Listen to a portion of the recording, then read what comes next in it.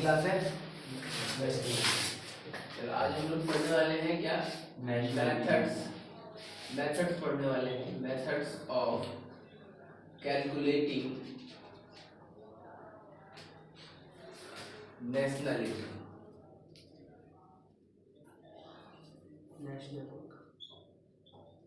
ठीक, यानी राष्ट्रीय आय को मापने की विधियां पढ़ने वाले हैं। ठीक है, देखो राष्ट्रीय आय को मापने की विधियों से पहले सबसे पहले हम लोग क्या करते हैं कि राष्ट्रीय आय क्या होती है ये हमें समझना बहुत जरूरी है। ठीक, राष्ट्रीय आय नेशनल इनकम क्या होती है? तो आप देखिए नेशनल इनकम क्या होती है कि जब हम राष्ट्रीय आय की बात करते हैं तो राष्ट्रीय आय का कैलकुलेशन हर साल होता है। ठीक, यानी हर साल होगा। इस वजह से सबसे पहले जब हम नेशनल इनकम की डेफिनेशन लिखें तो लिखें एक अकाउंटिंग ईयर में। ठीक, तो उसके बाद जब हम नेशनल इनकम की बात करते हैं राष्ट्रीय आय की, तो राष्ट्रीय आय में केवल कितनी इनकम जोड़ी जाती है? Normal resident. ठीक है, जो जैसे भारत के परिप्रेक्ष्य में अगर हम बात करें तो भारत के लिए राष्ट्रीय आय क्या होगा कि एक अकाउंटिंग ईयर मतलब एक लेखा वर्ष के अंदर एक देश में जितने भी नॉर्मल रेसिडेंट हैं, मतलब जितने भी सामान्य निवासी हैं, यानी दूसरा बात आपको क्या जोड़ना होगा? नॉर्मल रेसिडेंट, यानी ये सब यूज करना आपको इसकी डेफिनेशन देते हो। यानी एक अकाउंटिंग ईयर में एक देश में जितने भी नॉर्मल रेसिडेंट हैं वो क्या करते हैं? जो फैक्टर इनकम अर्न करते हैं।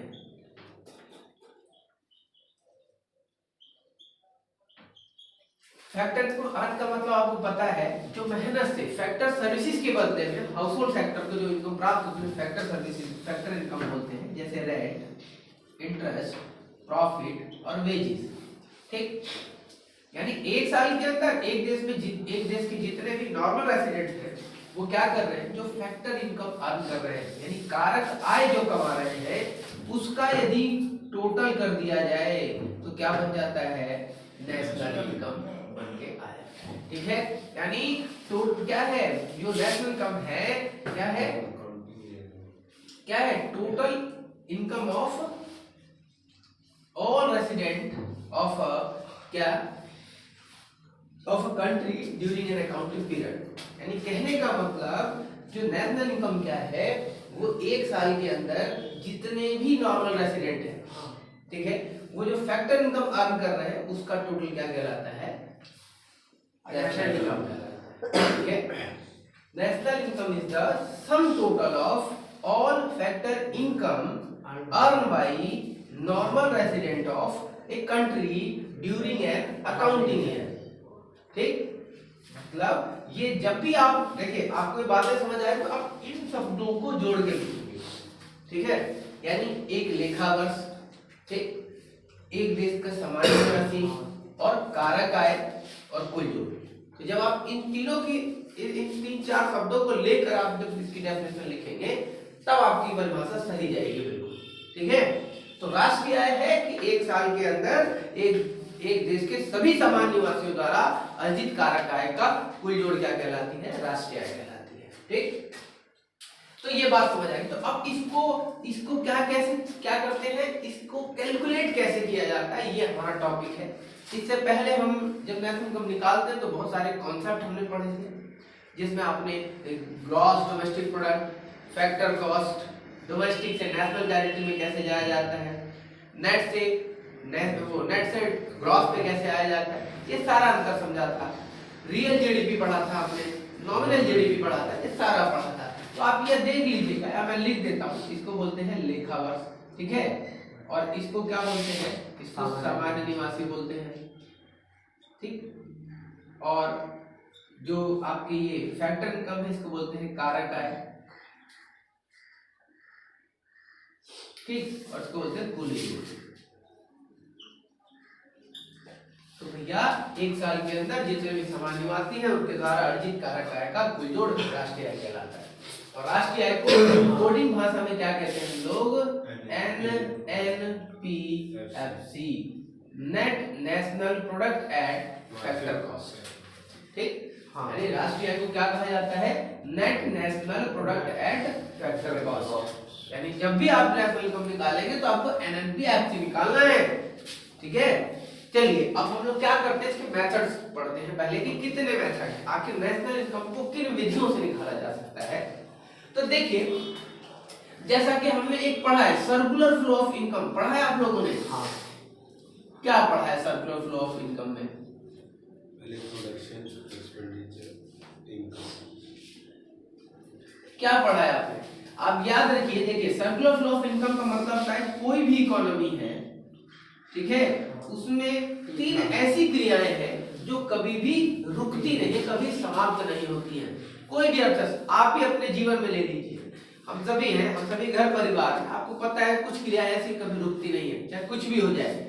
जैसे हमें क्या हो कि घर में खाना बनता ही बनता है, यानी बेसिक नीड्स हमारी कभी भी समाप्त नहीं होती है, हमें उसकी व्यवस्था करनी पड़ती है बार बार। खाना रोज बनता है, समझ आ रहा है आपको? और खाना रोज बने इसके लिए पैसा कमाना पड़ता है, खाना रोज बने खर्चा करना पड़ता है, खर्च के लेकर आते हैं, समझ आ रहा है आपको? तो वही है, एक इकोनॉमी के अंदर तीन एक होता है प्रोडक्शन, जिसे प्रोडक्शन को हम अर्थशास्त्रीय भाषा में वैल्यू एडेड भी कहते हैं। क्या बोलते हैं? वैल्यू एडेड भी कहते हैं। और फिर एक होता है इनकम, आय, और दूसरा होता है व्यय, यानी उत्पादन, आय और व्यय, ठीक है बच्चे? क्या है? उत्पादन, आय और व्यय, ठीक। तो ये क्या हो गया? ये तीन क्रियाएं कभी नहीं होंगी आपकी। आप देखिए प्रोडक्शन करेंगे तो प्रोडक्शन करने के लिए हमें फैक्टर सर्विसेज चाहिए होती है, हाउस होल्ड सेक्टर से मिल रहा होता है। भाई किसी वस्तु का उत्पादन करना है तो आपको लैंड, लेबर, कैपिटल, एंटरप्रेन्योरशिप, ये सारी चीजें चाहिए होती है। ये सारा चीज आपको कहां से मिलता है? परिवार क्षेत्र से मिलता है। और एक प्रोड्यूसर ये सारी चीजें खरीदता है, तो जब लैंड देता है उसको किराया देता है, तो किराए के रूप में लोगों की इनकम होती है। जब लेबर, अगर उसे श्रम चाहिए होता है तो एक प्रोड्यूसर जब श्रम खरीदता है, श्रम के बदले में मजदूरी भुगतान कर रहा होता है। जब कैपिटल चाहिए, पूंजी चाहिए होती है, उसके बदले में ब्याज दे रहा होता है। एंटरप्रेन्योरशिप, जब बुद्धि यानी स्किल कोई भी चाहिए तो उसके बदले में लाभ प्राप्त हो रहा होता है। तो इस रूप में इन्हें आय प्राप्त हो रही होती है। यानी कहने का अर्थ ये सिंपल सा हो गया कि अगर किसी इकोनॉमी में 1000 वस्तुओं का उत्पादन हुआ और उसको बनाने में कितने रुपए खर्चे आ गए? ऑल ओवर 100 रुपए, तो 1 लाख रुपए क्या हुआ? 1 लाख रुपए का उत्पादन हो गया, यानी 1 लाख वैल्यू का उत्पादन हो गया। यानी ये जो 1000 मात्राएं हैं वो कितने रुपए की बराबर है? 1 लाख रुपए के बराबर है। और जितना वैल्यू खर्चा हुआ है इसका अर्थ हुआ कि इतनी ही लोगों की क्या हुई होगी? इनकम। क्योंकि ये जो पैसा जो है 100 रुपए किसी, जैसे ये प्रोडक्ट जो है, मान लीजिए मैं एक मार्कर 30 रुपए का खरीद के लाया हूँ, तो इसको बनाने में बहुत सारे यानी लैंड, लेबर, कैपिटल, एंटरप्रेन्योर से बहुत सारे लोगों का योगदान रहा होगा। इसमें से कुछ कंपनी ले जाती होगी एज प्रॉफिट के रूप में, कुछ उसके वर्कर ले जाते होंगे उनके सैलरी वेजेस के रूप में, कुछ जो कंपनी जहाँ खुली उसको किराया दे देती होगी, कुछ सर्विसेज के, कुछ जो इन्होंने फंड इकट्ठा किया उसमें इंटरेस्ट प्रोवाइड करा देते होंगे। तो ऐसे करके तो ये सारा किसको मिल रहा है? और ये सारी जो फैक्टर सर्विसेज है वो आम पब्लिक से यानी कि जनता से, यानी परिवार क्षेत्र से ही लिया गया है, ठीक है। तो अल्टीमेटली ये पैसा यानी जितनी वैल्यू का प्रोडक्शन उतना ही, यानी अगर ये 30 का था तो 30 में 5 रुपए किसी व्यक्ति को मिल गए, उनको उसने वेजेस दिया होगा, किसी को किराए का मिल गया होगा, ऐसे कर करके सबके पैसे इसमें इन्वेस्ट हो जाते हैं। तो उन सभी पैसों को एक साल में जोड़ दिया जाए तो एग्जैक्टली इतना ही बड़ा होगा जितनी वैल्यू का प्रोडक्शन होता है, ठीक है। यानी प्रोडक्शन का मतलब होता है, इसका मतलब वैल्यू होता है, और ये वैल्यू कहां से मिलती है? ये लोग इतना काम करते हैं तब उनको वैल्यू प्राप्त होती है, तो वही इनकम बन जाती है। अब ये क्या हो जाता है बच्चों, ये जो जितना भी आपका क्या इनकम हो रखा है, तो अब ये पैसे करते क्या? हम कमा के करते क्या है? खर्चा कर रहे हैं। ऐसा नहीं है कि दुबका लेंगे तो हम खर्चे करेंगे। जैसे ही हम खर्चे कर रहे होते हैं, ठीक है, तो खर्चा करने के बाद आपको पता है एक सामान बनाए, अब मैंने ले लिया, अब तो ये सामान खत्म हो गया ना, कल फिर मुझे जरूरत होगी तो मैं को फिर मैं मांग करूंगा। तो इसका मतलब है जब हम इनको कोई भी वस्तुओं सेवाओं का उत्पादन जो हुआ है, ठीक है, यानी इस प्रोड्यूसर ने जो चीज प्रोड्यूस किया और आपको सैलरी दी, यही प्रोडक्ट हम मार्केट से खरीद रहे होते हैं, और जैसे ही खरीदेंगे तो ये सामान खत्म हो जाएगा, तो फिर दोबारा से हमें क्या करना पड़ेगा? प्रोडक्शन करना पड़ेगा। जैसे खाना रोज बनता है ना, वैसे ही किसी भी इकोनॉमी के अंदर उत्पादन हर साल होता है, हर बार होता है, ठीक है। तो ये प्रक्रिया चलती रहती है, ऐसा नहीं कभी रुक जाएगी। अगर रुक जाएगी तो बताइए इसका अर्थ, अगर रुकने का अर्थ अगर आप कल्पना करेंगे एक ये इकोनॉमी में रुक जाए तो इसका अर्थ है कि आप खाना पीना नहीं खाएंगे, खाना थोड़ा ना छोड़ सकते हैं। वो बात अलग है कि कभी आज बहुत ज्यादा डिमांड कर रहे हैं तो फालतू खर्चे कम कर देंगे, लेकिन हाँ बेसिक नीड्स आपकी जरूर पूरी होंगी और उसके लिए आप काम करेंगे, ठीक है बच्चे। तो ये इसी को बोलते हैं सर्कुलर फ्लो ऑफ इनकम, यानी एक इकोनॉमी में तीन ऐसी प्रक्रियाएं हैं, इनके बीच में एक सर्कल टाइप का, जैसे गोला जैसे सर्कल होता है ना, इसका कोई भी आप इनिशियल पॉइंट नहीं बता सकते, वैसे इसका भी कोई इनिशियल नहीं बता सकते कि किसी इकोनॉमी में कौन सी एक्टिविटी पहले होती है, ये इसका कोई जवाब नहीं देता। इसी वजह से इनके बीच में एक सर्कुलर रिलेशन पाया जाता है, इसीलिए इसको क्या बोला जाता है, सर्कुलर फ्लो ऑफ इनकम कहा जाता है, ठीक है। और हमने पहले ही आपको बता दिया है हम क्या कर रहे हैं, ये जो पढ़ रहे हैं किसके बारे में पढ़ रहे हैं, टू सेक्टर क्लोज इकोनॉमी को एजम्पशन लेते हुए, ठीक है। इन सब चीजों को समझने के लिए हम टू सेक्टर क्लोज इकोनॉमी के बारे में हम क्या कर रहे हैं, पढ़ाई कर रहे हैं। टू सेक्टर क्लोज इकोनॉमी का मतलब है कि इसमें क्या हो रहा है, इसमें दो मान्यताएं हैं कि एक तो हाउस होल्ड सेक्टर है और एक प्रोड्यूसर सेक्टर है, ठीक। रेस्ट ऑफ द वर्ल्ड से कोई व्यापार नहीं किया जा रहा है, एक्सपोर्ट इंपोर्ट अभी नहीं हो रहा है, ताकि हम ये आपकी 12वीं क्लास में हम आपके अध्ययन को आसान बनाने के लिए ऐसा किया गया है, ठीक है। तो आप क्या करते हैं, एक तो house hold sector producer sector है, इसमें गवर्नमेंट का इंटरवेंशन नहीं है, ना ही रेस्ट ऑफ द वर्ल्ड का, ठीक, ये दोनों नहीं है, दो सेक्टर, ठीक है। और दूसरा ये दूसरी एजेंडा ये है कि इस इकोनॉमी के अंदर कोई भी सेविंग नहीं करता, बचत नहीं करता है। आपको लग रहा है प्रैक्टिकल लाइफ में करते हैं, लेकिन हम पढ़ने के दृष्टिकोण से बात कर रहे हैं, तो हमने मान्यता ले ली है, यानी जो ये जो क्या बोलते हैं जिन्होंने बुक लिखी है, ठीक है, प्रोफेसर केज की थ्योरी मोस्टली इसमें पढ़ाई जाती है, तो उसमें क्या मान्यता ले ली है अध्ययन के दृष्टिकोण से कि भैया इसमें ये मान्यता है कि कोई भी बचत नहीं की जाती, ठीक है, सिर्फ इसलिए कि ताकि आप आसानी से समझ सकें, ठीक है बच्चे। तो इस आधार पर अगर हम ये बता दें एक साल में जितनी वैल्यू का उत्पादन हुआ है उतना ही तो इनकम होगा, और जब हमने बोला कि कोई बचत नहीं करेगा तो इसका मतलब पूरा इतना ही तो खर्च कर देगा पूरा, ठीक है। तो इस आधार पर हम कह सकते हैं राष्ट्रीय आय को मापने की तीन विधियां होंगी। पहली विधि एक प्रोडक्शन मेथड हो गया, या तो हम पता लगा लें एक साल में कितना उत्पादन हुआ है किसी देश में, या हम ये पता लगा लें एक साल के अंदर कितनी इनकम हुई है, या हम पता लगा लें एक साल में कितना खर्चा हुआ है। तो तीन मेथड हो गए, प्रोडक्शन मेथड, इनकम मेथड और एक्सपेंडिचर मेथड। तो इन तीन विधियों से राष्ट्रीय आय कैसे निकाली जाती है इसको हमें समझना है, ठीक है बच्चे। तो मैं अब आपको इस मेथड्स के बारे में आपको समझा देता हूं, ठीक। अब देखिए सबसे पहले मैं डिस्कस करूंगा आप लोगों को किसके बारे में डिस्कस करूंगा, वैल्यू एडेड मेथड या प्रोडक्शन मेथड। सबसे पहला मेथड मैं आपको बताने जा रहा हूं, प्रोडक्शन मेथड,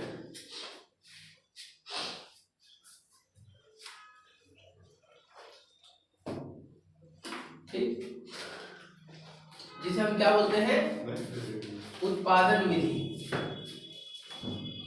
और उत्पादन विधि को हम क्या बोलते हैं, क्योंकि हमने बताया अर्थशास्त्र में प्रोडक्शन को वैल्यू एडेड भी कहा जाता है, ठीक है, हिंदी में इसे बोलते हैं मूल्य वृद्धि, ठीक है बच्चे, ठीक। तो अब देखिए अब प्रोडक्शन मेथड से नेशनल इनकम कैसे निकाली जाती है इसको हमें समझना है, ठीक। तो देखिए अगर आपको प्रोडक्शन मेथड से राष्ट्रीय आय निकालना है तो हमें सबसे पहले क्या करना होगा, सबसे पहले देखिए प्रोसेस समझिएगा। सबसे पहले एक देश की डोमेस्टिक टेरिटरी में, ये जो मैंने सर्कल बनाया है ये क्या है, किसी देश की घरेलू सीमा है। अब आपको लग रहा है घरेलू सीमा क्या होती है, जैसे भारत का नक्शा देखा है आपने, फिजिकल बाउंड्री लाइन देखी है, तो वैसे ही क्या होता है कि डोमेस्टिक टेरिटरी का मतलब घरेलू सीमा का मतलब है उस भौगोलिक सीमा से है जिसके अंदर एक देश के लोग क्या करते हैं, एक देश के लोग वस्तु और सेवाएं स्वतंत्र रूप से आवागमन कर सकती हैं, यानी कोई रोक टोक नहीं होती। जब कोई भी सरकार कानून बनाती है, देश की सरकार कानून बनाती है तो वो उस पूरी भौगोलिक सीमा में लागू होता है। समझ आ रहा आपको, यानी घरेलू सीमा से अभिप्राय क्या है, उस भौगोलिक सीमा से है जिसके अंतर्गत क्या होता है, उस देश के लोग और वस्तु और सेवाएं स्वतंत्र रूप से आवागमन कर सकती हैं। आप देख लीजिए, यूपी से बिहार में चले जा रहे हैं, बिहार यूपी से दिल्ली में आ जा रहे हैं, हरियाणा में चले जा रहे हैं, कहीं पे भी आते जा रहे हैं, आपसे कोई रोक टोक करता है क्या? आपको नहीं करता है, आप स्वतंत्र रूप से आ जा सकते हैं। आप देखिए, हरियाणा से, पंजाब से, तमाम जगह से अनाज इधर से उधर, सब्जियां इधर उधर बेची जाती है, क्या कोई रोकता है क्या? एक देश एक राज्य से दूसरे राज्य में सर्विसेज दी जा रही है, कोई रोकता है क्या आपको? समझ आ रहा है आपको? आप भारत के अंदर घूमते रहिए, आपको कोई नहीं मना करने वाला है। लोग सैटरडे होता है, वीकेंड प्लान कर लेते हैं, धड़ाधड़ उत्तराखंड चले जाते हैं, कभी कहां चले जाते हैं, और कहीं घूमने चले जाते हैं और गोबर फैला के आ जाते हैं, गंदगी फैला के आ जाते हैं। खुद तो घूमते हैं, वहां जाके कूड़ा करकट दारू पियेंगे और कूड़ा करकट फैला के चले आएंगे। कोई मना करता है भाई किसी को? कोई नहीं मना करता है। देखिएगा, तो समझ पाए घरेलू सीमा क्या होती है। और याद रखिए, घरेलू सीमा सिर्फ फिजिकल जो बाउंड्री लाइन है, ज्योग्राफिकल बाउंड्री लाइन है, उसी को नहीं शामिल किया जाता। इसमें ओशियन टेरिटरी भी, समुद्री सीमा भी होती है। मछली मारते हैं मछुआरे भारत के, तो उससे भी पैसा मिलता है, वो भी आता है राष्ट्रीय आय के अंतर्गत। तो वो जब आप देखोगे ना, तो वो ओशियन टेरिटरी भी होती है, उसको भी शामिल करेंगे हम। फिर एयर टेरिटरी भी होती है, हवाई जहाज से ऊपर से कोई भी बिना पहचान के भारत के एयर टेरिटरी से वायु सीमा के अंदर नहीं घुस सकता। कोई घुसेगा ना तो भाई, भारत ने भी क्या कर रखी है, बड़ी सारी मिसाइलें लगा रखी है, एकदम पहचान रडार लगा रखे हैं, पहचान लेगी यूं करके और छेद देगी। तो कोई मजाक में ले रहा हो कि कोई चाइना पाइना कोई सब कुछ करे, कोई स्ट्रांग हो सकता है, लेकिन भारत कमजोर नहीं है किसी से, ठीक है? छेद देगा भारत भी, ठीक है? देखेगा। तो समझ आ रहा आपको घरेलू सीमा? तो देखिएगा, तो घरेलू सीमा समझ आ रहा है। तो जब भी हमें प्रोडक्शन मेथड से, उत्पाद विधि से राष्ट्रीय आय ज्ञात करना है, तो सबसे पहले प्रोसेस बता रहा हूं, ध्यान से सुनिएगा। देखिएगा, सबसे पहले एक देश की घरेलू सीमा के अंदर, ठीक है, एक देश की घरेलू सीमा के अंदर एक लेखा वर्ष में, मतलब एक अकाउंटिंग ईयर में जितने भी रेसिडेंट हैं, ऑल रेसिडेंट, रेसिडेंट समझते हैं, निवासी, सभी निवासी, यानी हम निवासी की बात कर रहे हैं। जब मैं निवासी बोलता हूं तो इसका अर्थ है कि इसमें नॉर्मल रेसिडेंट भी है और इसमें एनआरआई भी है, नॉन रेसिडेंट ऑफ इंडिया। सामान्य निवासी, गैर सामान्य निवासी। सामान्य निवासी क्या है आपको बता चुका हूं मैं। सामान्य निवासी क्या कौन होते हैं? सामान्य निवासी भारत के लिए सामान्य निवासी कोई भी व्यक्ति हो सकता है, चाहे वो विदेशी हो चाहे वो देशी हो। समझ आ रहा है आपको? विदेशी देशी का सिंपल सा लॉजिक ये है कि कहने का अर्थ होता है, और याद रखिए, बहुत से लोग सामान्य निवासी को सिटीजन से नागरिक, मैंने बहुत से टेस्ट लिए थे तो बच्चे उसमें नागरिकता का विषय जोड़ दे रहे थे। नागरिकता अलग चीज होती है, नागरिकता एक बड़ा कॉन्सेप्ट है। नागरिकता लेने के लिए आपको मेहनत करनी पड़ेगी, बड़े लॉ है हमारे देश के, ठीक है? सामान्य निवासी बनने के लिए मेहनत नहीं, मेहनत सामान्य निवासी के लिए 2 शर्तें पूरी कर दीजिए, आपको क्या मिल जाएगी? सामान्य निवासी आप भारत के बन जाएंगे। क्या कि भारत में कम से कम आपको 1 साल से अधिक समय तक रहना चाहिए। अगर आप भारत में 1 साल से अधिक समय तक रहे हैं या रह रहे हैं, और दूसरा ये कि आपकी आर्थिक रुचि और प्राथमिकता, यानी इंटरेस्ट ऑफ इकोनॉमिक एक्टिविटी। अब आर्थिक रुचि प्राथमिकता क्या होता है? आप यहाँ पढ़ रहे हैं ना, यानी आप जिस जगह, आप क्या होता है, आप जहां अपना जीवन यापन करना चाहते हैं वही ना आप नौकरी ढूंढेंगे, आप वही ना पैसा कमाएंगे और वही ना खर्चा करेंगे, वही ना घूमेंगे। तो भैया ये क्या होता है कि जो बंदे यहाँ पे पढ़ाई करते हैं, पलायन कर जाते हैं दूसरे, अभी सब समझाएंगे आपको, ठीक है बच्चे? तो वो उस देश के सामान्य निवासी हो जाते हैं ना, माइग्रेशन बोला जाता है। हिंदुस्तान में बहुत बड़ी प्रॉब्लम है कि जब हिंदुस्तान में किसी टैलेंट को, तो आप यही बात करना चाह रहे हैं ना कि कोई जैसे हिंदुस्तान में पढ़ाई करता है, भारतीय है कोई भी, मान लीजिए यही जन्मा है, यहाँ पढ़ाई किया, खूब ज्यादा ज्ञान प्राप्त कर लिया, और वो जाके विदेशों में काम करने लग गया और विदेश में बस गया। 2 अलग विषय है, यहाँ मैं अभी कॉन्सेप्ट क्लियर करता हूँ। अगर कोई यहाँ पढ़कर विदेश में जा रहा है और वहीं बस जाता है, जैसे माइग्रेशन कहा जाता है, और बहुत बड़ी प्रॉब्लम भारत के अंदर, बहुत हाईली क्वालिफाइड और बहुत बुद्धिमान लोग क्या करें, हमसे चले आते हैं नासा ये जो है, उसके बाद आपका IBM कंपनीज वगैरह, तो मोस्टली बाहर के इंडियंस आपको मिलेंगे। लेकिन कुछ इंडियंस ऐसे हैं कि जो वहीं बस जाते हैं, वो इंडिया आना नहीं चाहते फिर वो।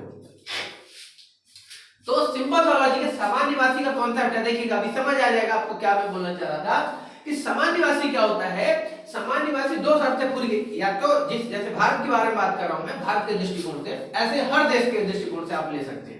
तो मैं भारत के दृष्टिकोण से बात करता हूं। अगर भारत में कोई व्यक्ति क्या हो रहा है, 1 साल से अधिक समय के लिए रह रहा है या कभी रहा है, ठीक है, और दूसरा वो यानी कम से कम 1 साल उसका क्या होता है, लिविंग इंडिया के अंदर होनी चाहिए, और दूसरा है कि वो उसकी आर्थिक रुचि और प्राथमिकता मतलब interest of economic activity Bharat होना चाहिए, मतलब वो यहाँ पर जीना चाहता है अपनी जिंदगी, यहाँ समय बिताना चाहता है। गंगा की जब मरे तो गंगा नदी में उसकी क्या करे, आपने बनारस में जाएंगे आपको मणिकर्णिका घाट है, वहां आप देखेंगे 24 घंटे एकदम लाशें जलती रहती हैं। बोला जाता है अगर वहां क्या हो जाता है, कोई किसी को अगर अंतिम संस्कार वहां किया जाता है उसको मोक्ष की प्राप्ति होती है, ठीक है, यानी अच्छा माना जाता है एक तरीके से। तो भैया सपना होता है बहुत से लोगों का वहां जाके अंतिम संस्कार होता है, समझिएगा। तो महाकाल की धरती है बनारस, बड़ा बढ़िया जगह है, घूमेगा मजा आता है। तो सुनिएगा, तो अब ऐसे में क्या होता है कि अगर उसका इंटरेस्ट, दोनों चीज समझ आ रहा है आपको, यानी 1 साल से अधिक समय तक रहे, और दूसरा उसकी रुचि और प्राथमिकता, यहीं पे पैसा कमाए, खर्चा करे, घूमे फिरे, तब वो भारत का सामान्य नागरिक कहलाएगा, सामान्य निवासी कहलाएगा, नागरिक बोलो, सामान्य निवासी कहलाएगा, ठीक है। लेकिन अगर कोई देखिए, अब बस ये 2 चीज होनी चाहिए, अब वो विदेशी है तो विदेशी अगर आया है और भारत में उसको बड़ा बढ़िया लगने लग गया, एंजॉय कर रहा है, फील कर रहा है, आया 2 साल से रह रहा है, उसको लग रहा है यार भारत जैसी संस्कृति, भारत यानी हर दिशा में निकल जाइए, अलग अलग कल्चर आपको मिल जाएंगे, बोली मिल जाती है, पहनावा मिल जाता है, खाने में बदलाव आ जाता है, हर तरीके से गाली में बदलाव आ जाता है, मजा आ जाता है, उसे एकदम एंजॉय कर रहा है। और तो और उसको वेदर भी अलग अलग मिलते हैं, दिल्ली में आ जाता है ध्वनि प्रदूषण नहीं, इतना प्रदूषण मिलता है कि वो क्या करता है, विदेश में सिगरेट, बीड़ी, गुटखा तमाम चीजें खाता है, यानी कि खूब नशा करता है, तब उसको उतना मिल रहा होता है, और यहाँ आता है, यहाँ फ्री में उसे प्रदूषण से मिल जा रहा है। तो बोले कितने पैसे की बचत है, बोलता है मैं यही रहूंगा, समझ आ रहा है आपको। वो जाता है वहां विदेशों में, जाता है बड़े बड़े पहाड़ देखता है, वो बहुत सुंदरता देखता है, यहाँ आता है ओखला में चला जाता है, ओखला में कूड़े का पहाड़ देखता है, बोलता है यार अनबिलीवेबल नहीं, तो वो कूड़े का पहाड़ देख पसंद आ जाता है और बोलता है मैं भारत नहीं जाऊंगा, नहीं, और गलती से लक्कड़पुर आ गया था गाड़ी से, नहीं पैदल नहीं, गाड़ी से आ गया था। अब उसके बाद वो क्या था, वहां जाके वहां पे क्या होते हैं, झूले के लिए बहुत सारे वो बनाए जाते हैं, पैसे दे दे के झूलते हैं, यहाँ होता है ना मजा आ गया, गाड़ी अपनी गाड़ी अलग, झूला अलग झूल रहा है, ऊपर नीचे, वो बोल रहा है यार मजा आ गया उसको, तो लक्कड़पुर में घूम लिया, उसमें मजा आ गया भाई बिल्कुल, तो बोलता है अब तो मैं यही रहूंगा डेफिनेटली। तो फिर क्या हो जाता है, यानी वो काफी समय से भारत में भी रह रहा था, और अब उसका इंटरेस्ट ऑफ इकोनॉमिक एक्टिविटी क्या हो गया, इंडिया हो गया, तो अब वो भारत के लिए सामान्य क्या बन जाएगा, सामान्य निवासी बन जाएगा, ठीक। अब और हम लोग तो यही जन्म लिए हैं, ठीक है, और यहीं पे हम चाहते हैं अपना जीवन यापन भारत में ही करना चाहते हैं, है ना। पता है कि गधा है हम लोग, पढ़ाई नहीं करते भैया, मजबूरी है, कोई चाह भी रहा होगा, फिल्म देख रहा होगा, मैडम कोई देख लिया विदेशी में, सोच तो रहा वही रहूंगा इंडिया में, नहीं, लेकिन दाल कहाँ गलेगी भैया, बुद्धि पढ़ाई करनी पड़ेगी तब जा पाओगे। तो आधे ये सोचते हैं और आधे लोग खुददार होते हैं, मेहनत करते हैं, पढ़ाई करते हैं, और अपने देश की संस्कृति और तमाम चीजें इन पे उन्हें बड़ा गर्व फील होता है, और यहीं पे बदलाव लाना चाहते हैं। तो वो डॉक्टर एपीजे अब्दुल कलाम, स्वामी विवेकानंद जी, ठीक है, सुभाष चंद्र बोस जी, भगत सिंह जी, ऐसे लोग बन जाते हैं। समझ आ रहा है आपको, महात्मा गांधी जी ऐसे बन जाते। तो समझिएगा, तो सामान्य निवासी समझ आ रहा है, सामान्य निवासी के लिए 2 शर्त है भैया कि भारत का क्या होना चाहिए, वो मतलब भारत के लिए वो भारत में 1 साल से अधिक समय तक रहे, और दूसरी शर्त है कि उसका रुचि और प्राथमिकता भारत में होनी चाहिए। एनआरआई वो लोग होते हैं जो भारत में क्या करने आए हैं, केवल तो भारत में केवल पढ़ने आए हैं, घूमने आए हैं, जैसे टूरिस्ट जैसे आप जानते हैं, बहुत से लोग लैंग्वेज सीखने आते हैं, संस्कृत, हिंदी, या खेलने आए, आईपीएल मैचेस होते हैं ना, खेलने आते हैं, ठीक है, मेडिकल या बिजनेस पर्पस से आए हुए हैं, या मेडिकल की सर्विसेज के लिए आए हुए हैं, तो वो सारे भारत के लिए क्या है, गैर सामान्य निवासी हैं, क्योंकि उनकी रुचि प्राथमिकता भारत नहीं है, वो यहाँ सेवा ले रहे हैं, काम करना है, पैसा कमाएंगे, अपने विदेश लेके चले जाएंगे। ठीक है, तो जब मैं निवासी की बात कर रहा हूँ तो मैं इन दोनों को शामिल करूंगा। तो एक क्या है, उत्पादन विधि क्या है कि एक देश की घरेलू सीमा के अंदर एक लेखा वर्ष में जितने भी निवासी हैं, सभी निवासी जो क्या कर रहे होते हैं, सभी निवासी, मैंने यहाँ सभी निवासी बोल दिया, मैंने यहाँ व्यक्ति बोला ना, तो अब इन्हीं को जैसे हम सभी व्यक्ति हैं, वैसे ही जो एक देश में उत्पादन करने वाला इकाइयां भी जो होती हैं, वो भी एक क्या होती है, आर्टिफिशियल पर्सन होती है। आप अकाउंटेंसी बिजनेस के विद्यार्थी हैं, उनको भी हम एक जैसे इंसान होते हैं ना, जैसे वैसे जितने भी बिजनेस होते हैं, बिजनेस भी आर्टिफिशियल पर्सन है, बस वो चल भी नहीं सकते, लेकिन वो भी क्या करते हैं, इंसान की तरह हर काम कर रहे होते हैं। ठीक है, इंसान जैसे कॉन्ट्रैक्ट हाँ ना करना, आप देखिए कोई कंपनी, आपने देखा है कोई भी कंपनी होती है उसका नाम होता है इंडिविजुअल होता है, यानी अलग होता है क्या, मतलब कोई दूसरा होता है उसमें। जैसे मान लीजिए टाटा कंपनी है, कोई दूसरा व्यक्ति कोई टाटा कंपनी खोल सकता है, नहीं खोल सकता, उसकी पहचान है। जैसे हर व्यक्ति की, जैसे मैं हूँ, मेरी पहचान अलग है, आपकी पहचान अलग है, इंडिविजुअल है, ऐसा तो नहीं कंबाइंड मर्ज है किसी की। ठीक, तो ऐसे ही जितने भी उत्पादन की इकाइयां होती हैं उनकी भी पहचान अलग अलग होती है, उनकी एंटिटी सेपरेट होती है। ठीक है, तो उसमें भी सेम ये जो लॉजिक आपने नॉर्मल रेसिडेंट और नॉन रेसिडेंट ऑफ इंडिया वाला आपने लगाया है, ये लॉजिक वहां पे भी लगता है कि कितनी देसी कंपनियां, भारतीय कंपनी है, और कितनी विदेशियों ने स्थापित की है। सर उनका ऑब्जेक्टिव है कि भैया यहाँ कमाए पैसा और अपने देश ले जाए। ठीक है, तो विदेशी और देसी कंपनियां हो गई, तो मैं उन्हीं की बात कर रहा हूँ। तो एक साल के अंदर जितनी भी, यानी सभी उत्पादक इकाइयां, मैं इन्हें क्या बोल सकता हूँ, सभी उत्पादक इकाइयां, ऑल प्रोड्यूसिंग यूनिट्स। तो इसमें कौन कौन आता है, इसमें विदेशी भी होंगे और देसी भी होंगे। ठीक है बच्चे, उनके द्वारा जितना भी क्या हो रहा है, उनके द्वारा जितना भी वैल्यू एडिशन हो रहा है, क्या हो रहा है, वैल्यू एडिशन अर्थात प्रोडक्शन हो रहा है। यानी भारत की धरती के अंदर, यानी भारत एक लेखा वर्ष में भारत की धरती के अंदर, यानी भारत की डोमेस्टिक टेरिटरी के अंदर जितने भी उत्पादन की इकाइयां, चाहे वो विदेशी हो चाहे वो देसी हो, वो क्या कर रही, जितना भी प्रोडक्शन कर रही, जितना भी उत्पादन कर रही है, यदि उनका कुल जोड़ लगा दिया जाए, टोटल कर दिया जाए, तो क्या प्राप्त होता है हमें, gross value added at market price. ठीक है, देखिए इसी ग्रॉस वैल्यू एडेड को प्रोडक्शन कहा जाता है, इसलिए हम इसे बोल सकते हैं जीडीपी एट एमपीवी कह सकते हैं। यानी जैसे ही हम एक साल के अंदर एक देश के डोमेस्टिक टेरिटरी में जितनी भी प्रोड्यूसिंग यूनिट है उनके द्वारा किया गया वैल्यू एडिशन है, उसका टोटल कर दें तो gross value added market price या फिर जीडीपी एट एमपी मिल जाता है। ठीक है, gross domestic product at market price मिल जाता है।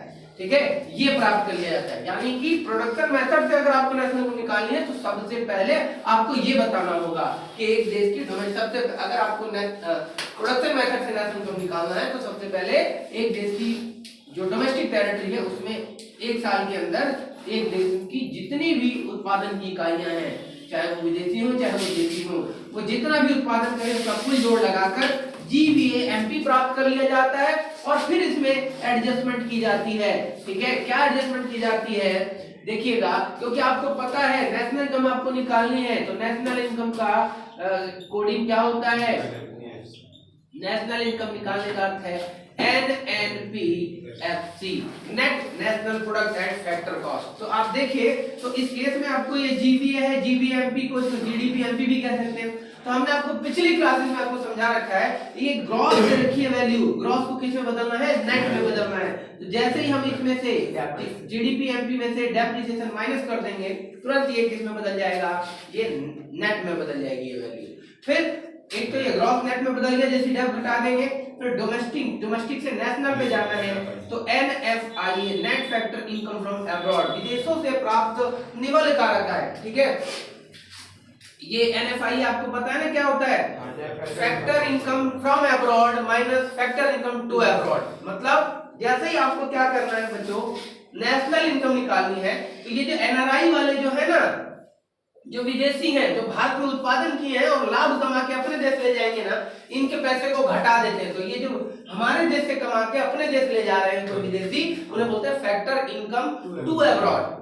और क्या होता है, जैसे हमारी कंपनी जैसे टाटा, रिलायंस, अडानी की बहुत सारी कंपनियां का है, विदेशों में भी है, तो ये भारतीय है, तो वो वहां जाके अगर कोई भी पैसा कमा के अपने देश में लेकर आ रही है तो ये बोलते हैं फैक्टर इनकम फ्रॉम अब्रॉड।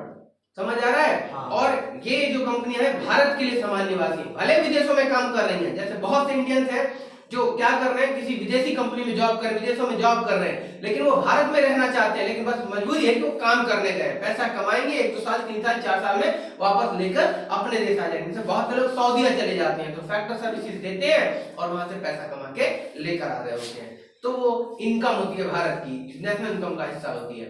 तो फैक्टर इनकम फ्रॉम अब्रॉड, तो जो विदेशी ले जा रहे हैं उसको माइनस कर दीजिए, जो वो वहां से ला रहे हैं इंडियंस, जो यानी जो भारत के समान निवासी जो विदेशों में काम कर रहे हैं वो जो लेकर आ रहे हैं उनको प्लस कर दीजिए, तो उसका answer he net factor income from abroad निकल कर आता है, उसे प्लस करना है। जैसे डोमेस्टिक से एनएफआई जोड़ा, नेशनल में बदल गया, मार्केट प्राइस से किस में आ रहा है, फैक्टर कॉस्ट में। याद रखिए फैक्टर कॉस्ट का मतलब होता है कारक लागत, किसी चीज को बनाने की लागत। बन तो इतने का गया है लेकिन मार्केट में सेम प्राइस में नहीं मिलता, क्योंकि इसमें सरकार टैक्स लगाती है, इनडायरेक्ट टैक्स, और जैसी सरकार इनडायरेक्ट टैक्स लगाती है क्या हो जाता है बच्चों, इसका प्राइस बढ़ जाता है। और जैसे ही सरकार कई प्रोडक्ट होते हैं जिसमें सब्सिडी प्रोवाइड कर रही होती है, जैसी सरकार सब्सिडी देगी तो इसके प्राइस क्या हो जाते हैं, घट जाते हैं। ठीक है, तो अल्टीमेटली आईटी और सब्सिडी का जो डिफरेंस होता है उसी को नेट इनडायरेक्ट टैक्स कहते हैं, मैं आपको पहले भी बता चुका हूं। ठीक है, तो इसमें क्या करेंगे हम लोग, मार्केट प्राइस से फैक्टर कॉस्ट पे जाने के लिए एनआईटी घटा देंगे। क्या घटा देंगे, एनआईटी घटा देंगे, नेट इनडायरेक्ट टैक्स घटा देंगे, तुरंत आपका क्या निकल कर आ जाएगा, नेशनल इनकम निकल कर आ जाएगा। यही बताना है आपको, शब्दों में ही चीज लिखनी है कि अगर आपको प्रोडक्शन मेथड से, उत्पाद विधि से राष्ट्रीय आय ज्ञात करनी है तो एक लेखा वर्ष के अंदर एक देश की घरेलू सीमा के अंदर जितने भी उत्पादक इकाइयां हैं वो जितना भी उत्पादन कर रहे हैं उसका कुल जोड़ लगाकर जीवीएमपी, जीडीपीएमपी प्राप्त कर लिया जाता है, फिर इसमें एडजस्टमेंट करके राष्ट्रीय आय प्राप्त कर ली जाती है। ठीक है, ये बात यह ध्यान रखनी है। ठीक, अब मैं आपको थोड़ा सा इस वैल्यू एडिशन के बारे में डिस्कशन करूंगा कि यहाँ बात ये हो रही है कि वैल्यू आखिर प्रोडक्शन कैसे निकाला जाता है। तो वैल्यू क्या होता है, वैल्यू एडेड क्या होता है, देखिएगा, यानी वैल्यू एडेड इक्वल टू क्या होता है बच्चों, वैल्यू ऑफ आउटपुट, क्या होता है, वैल्यू ऑफ आउटपुट, ठीक, माइनस इंटरमीडिएट कंजप्शन।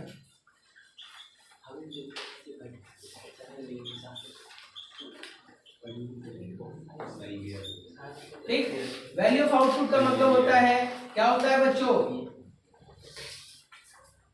उत्पाद का मूल्य माइनस मध्यवर्ती उपभोग। क्या होता है, मध्यवर्ती उपभोग। अब देखिए क्या होता है, अब इसके बारे में आपको बताता हूं, वैल्यू ऑफ आउटपुट इसमें क्या होता है। वैल्यू ऑफ आउटपुट जब आप देखिए, ट्रिपल द वैल्यू एडिड का मतलब है, देखिए ध्यान से समझना, वैल्यू ऑफ आउटपुट में हम जोड़ेंगे sales plus change in stock. ठीक, और ये सेल्स होता है, सिंपल सा है, जितना भी हम उत्पादन करते हैं उसका कुछ भाग बेच देते हैं। ठीक है, और ये जो चेंज इन स्टॉक है ये होता है closing stock minus opening stock.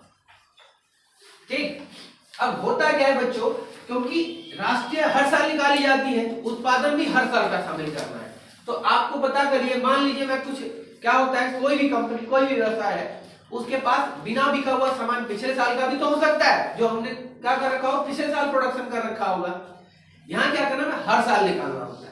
तो जब मैं आज कैलकुलेशन करूंगा तो मुझे पता चल जाएगा, अगर मुझे इंफॉर्मेशन है कि पहले का भी कुछ उत्पादन पड़ा हुआ है तो पहले वाला तो पहले वाले राष्ट्रीय आय में शामिल होगा ना, इसमें थोड़ी ना होगा। लेकिन वो होता है भाई, आपके पास आप बेचते हो सामान, आपकी दुकान है, तो आज आप कोई नया सामान लाए तो पुराना वाला भी तो आपका होता है, तो आप तो उसी में से बेच रहे होते हो। लेकिन अगर आपको पता लगाना है कि हमने इस साल का कितना किया है, तो हम क्या करेंगे, जितना भी सामान हमने बेच दिया और उसमें से जो मेरा पहले पड़ा हुआ था वो घटा दूं, और जो मेरा अभी बचा रह गया जो सामान, वो यानी कोई जरूरी थोड़ी कि सारा सामान आपके बिक ही जाएगा।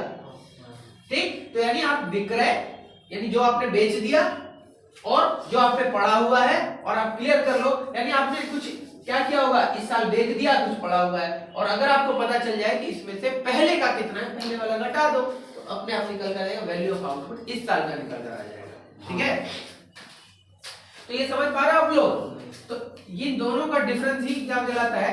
चेंज इन स्टॉक कहलाता है। ठीक है, तो इन दोनों को जोड़ोगे तो क्या निकल कर आएगा? वैल्यू ऑफ आउटपुट, फिर आपको यहाँ रख देना है। ठीक, और इंटरमीडिएट कंजप्शन क्या होता है? मध्यवर्ती उपभोग बोलते हैं। जब भी कोई क्या करता है, कोई उत्पादक किसी वस्तु को कच्चे माल के रूप में या उसको पुनः विक्रय के उद्देश्य से लेकर आता है तो वो उसको मध्यवर्ती उपभोग कहा जाता है। मान लीजिए मैं दुकानदार हूँ, कोई सामान लेकर आया, मैं 10 का खरीद के लाया, अब 15 में बेच दूंगा, तो मैं जो 10 का खरीद के जो लाया हूँ और मेरा ऑब्जेक्टिव है इसे रीसेल करना, तो इसलिए 10 रुपए का खरीदा वो मेरा मध्यवर्ती उपभोग है। ठीक है, लेकिन मैंने इसको कितने का बेच दिया? 15 का बेच दिया, तो ये मेरा वैल्यू ऑफ आउटपुट है। जितने का मैं बेच रहा हूँ ये मेरा वैल्यू ऑफ आउटपुट है। ठीक है, तो मैंने क्या किया, 10 का मैं खरीद कर लाया हूँ और 15 मैंने बेच दिया है, तो 15 रुपए इसकी वैल्यू ऑफ आउटपुट है, विक्रय मूल्य है। और कितने का मैं लाया था? वो 10 रुपए का, तो 15 में से 10 जैसी घटाऊंगा, 5 रुपए जो क्या होगा वो वैल्यू एडिड आ जाएगा, वैल्यू एडिशन आ जाएगा। और अर्थशास्त्र में इसी को कहा जाएगा आपने उत्पादन कर दिया इतने का। समझ आ रहा है आपको? चाहे कोई भी रॉ मटेरियल लेकर आ रहा हो, मान लीजिए कोई लकड़ी लेकर आया, 1000 रुपए की लकड़ी लाया और उससे काम किया, मैं बनाया और उसको 4000 रुपए बेच रहा हूं मैं। ठीक है, तो मैं जब खरीद के लाया था लकड़ी तो इंटरमीडिएट कंजप्शन है, क्योंकि मेरा object as a raw material लेकर आया, मैं कुर्सी बना के अब उसे 4000 की बेच रहा हूँ, तो वो क्या हो जाएगा? वो अब मैं 4000 की जो बेच रहा हूँ वो वैल्यू ऑफ आउटपुट है। तो अब 4000 में से मैं क्या करूंगा? 1000 रुपए घटाऊंगा, 3000 रुपए कहा जाएगा कि मैंने 3000 का क्या कर दिया है? वैल्यू एडिशन करते जाते उत्पादन कर दिया है। समझ आ रहा है आपको? यही वैल्यू एडिशन है। क्लियर हो रहा है? जैसे किसी किसान से आटा मिल वाली कंपनी एक क्या करती है, गेहूं खरीदती है 10 रुपए किलो, अब ठीक, और उसको क्या करती है, साफ सफाई करके उसको 25 रुपए किलो मार्केट में बेच रही है, तो 25 रुपए उसका वैल्यू ऑफ क्या है? वैल्यू ऑफ आउटपुट है, यानी सेल वैल्यू है, और माइनस इंटरमीडिएट कंजप्शन कितने खर्च कराई? वो 10 रुपए किलो खर्च कराई थी, तो 25 में से 10 घटा देंगे 15 रुपए आ जाएगा, वो क्या आ जाएगा? वैल्यू एडिशन, यानी कि बोला जाएगा इतने का उसने उत्पादन कर दिया, यानी वैल्यू एडिशन कर दिया, प्रोडक्शन कर दिया। समझ आ रहा है आपको? तो वही यहाँ शामिल करना है। क्लियर हो रही बात? ये ध्यान रखने वाली बात आपके लिए है, ये वाली बात। ठीक है बच्चे, और याद रखिए जब हम क्या करते हैं, प्रोडक्शन मेथड से क्या करते हैं, नेट इनकम निकाल रहे होते हैं, तो इसमें दो प्रॉब्लम आती है। एक आती है क्या, तो एक प्रॉब्लम आती है क्या? Double counting, problem of double counting. ठीक, दोहरी गणना की समस्या। किसकी प्रॉब्लम आती है? डबल काउंटिंग की प्रॉब्लम आती है। क्यों आती है ये डबल काउंटिंग की प्रॉब्लम तब उत्पन्न होती है जब आप क्या कर पाते हैं, इंटरमीडिएट गुड्स और फाइनल गुड्स। समझ आ रहा है आपको? अंतिम वस्तु और मध्यवर्ती वस्तु में अगर आप तुलना नहीं कर पाते, मतलब अंतर नहीं कर पाते हैं, तब ये दिक्कत आती है।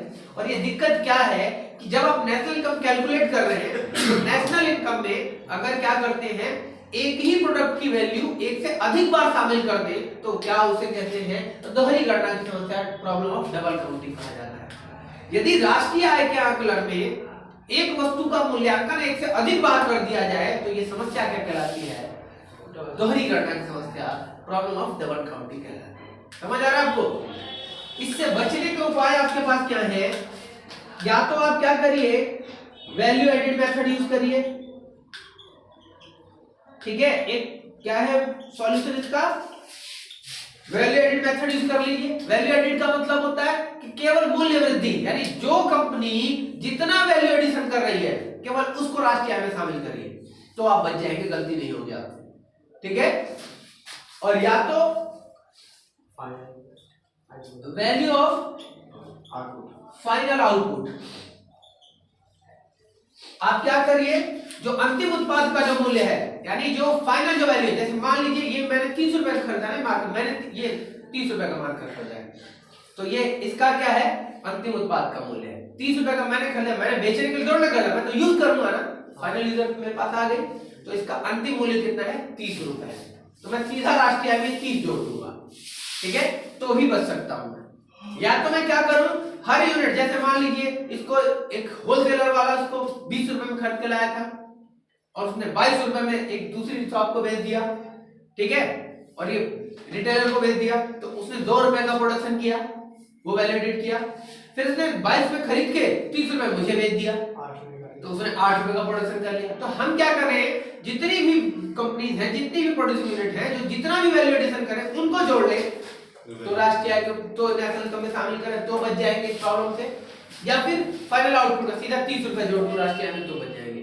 ठीक है, इस तरीके से हम इसको बच सकते हैं।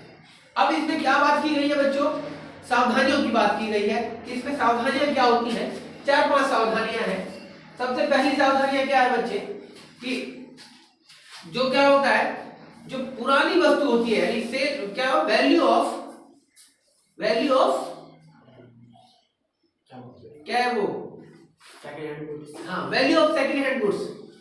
ठीक है, यानी जो पुरानी कोई वस्तु है, आप उसका क्या करते हैं, उसको बेचते हैं, उसको बेचने पे जो आपको पैसा मिलता है वो राष्ट्रीय आय में शामिल नहीं किया जाता है। ठीक है, समझ आ रहा है आपको?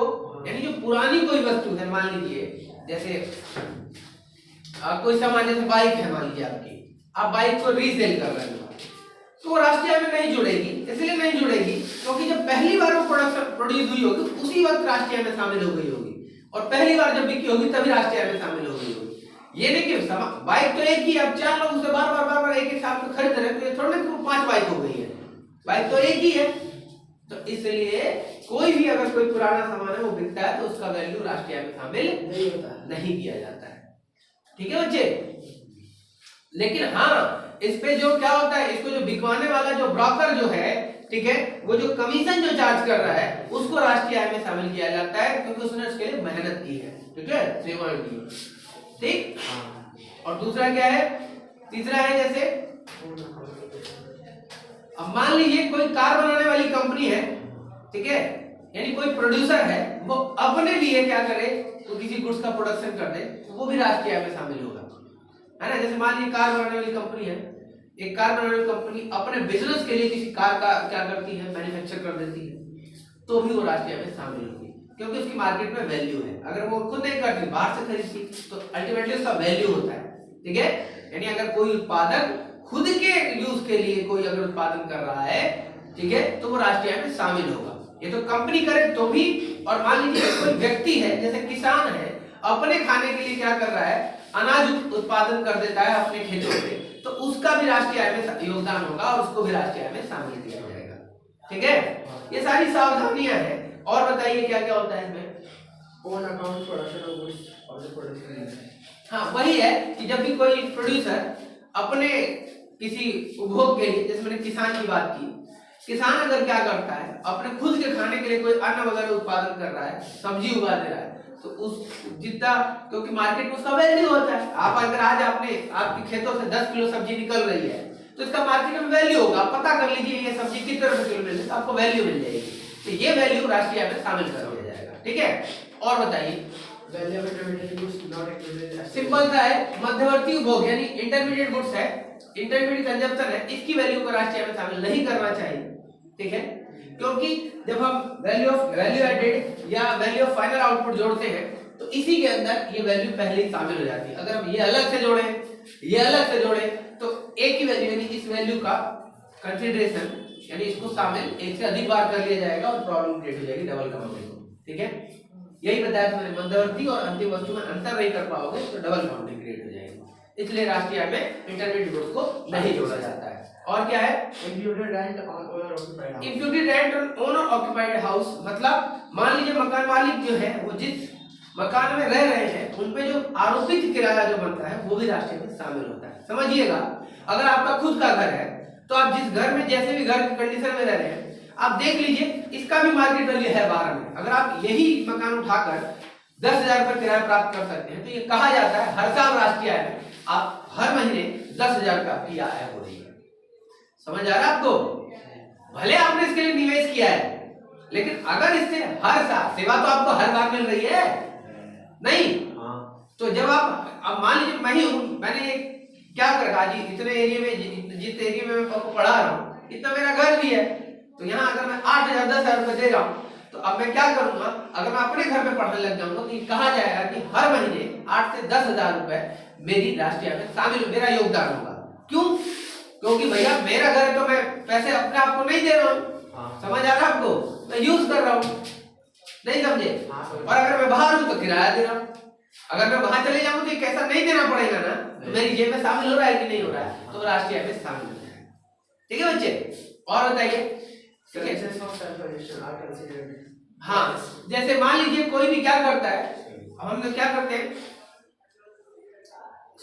क्या खुद के लिए, जो जैसे एक मम्मी समझ लीजिए, यानी यहाँ सेवाओं की बात हो रही है। एक परिवार में क्या करते हैं, जब हम अपने परिवार के लिए कोई सेवाएं देते हैं या खुद के लिए जो सेवाएं देते हैं, ठीक है, सेवाएं इन द सेंस कि आप अपने लिए कुछ काम कर रहे हैं, खाना बना रहे हैं, तो आप उसको राष्ट्रीय आय में थोड़ा ना जोड़ेंगे, मैंने अपने लिए खाना बनाया है, मेहनत करो, अपने लिए कपड़ा धो दिया है, अपने लिए कपड़ा सिल दिया है।